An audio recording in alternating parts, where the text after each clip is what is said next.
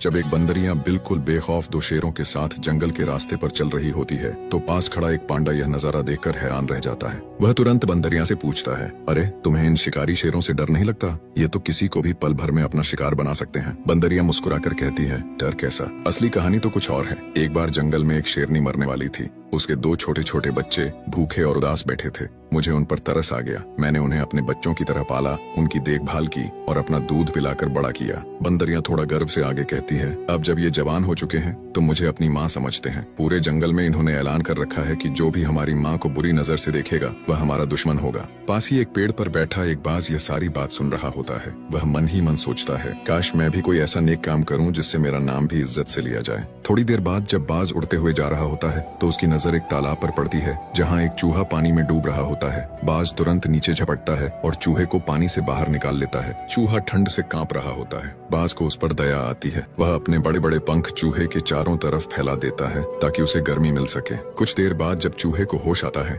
और उसमें ताकत लौट आती है तो वह अचानक बाज के पंख कुतरना शुरू कर देता है और कुछ ही पलों में उसके कई पंख काट देता है। फिर बिना धन्यवाद कहे वहाँ से भाग जाता है। थोड़ी देर बाद वही पांडा बाज को घायल हालत में देखता है और हैरानी से पूछता है, अरे ये क्या हुआ, तुम्हारे पंख कैसे कट गए? बाज उदासी से कहता है, मैंने बंदरिया की कहानी सुनकर सोचा था कि मैं भी किसी की मदद करूं, इसलिए तालाब में डूबते चूहे को बचाया। उसे होश में लाने के लिए अपने पंखों से उसे गर्मी देता रहा, लेकिन जैसे ही उसे होश आया उसने मेरे ही पंख काट दिए और भाग गया। पांडा हल्की सी मुस्कान के साथ कहता है, दोस्त अगर नेक काम ही करना था तो किसी शेर के बच्चे के साथ करते। हर किसी पर एहसान करना समझदारी नहीं होती। फिर पांडा धीरे से कहता है, एहसान उसी पर करो जो एहसान की कदर करना जानता हो।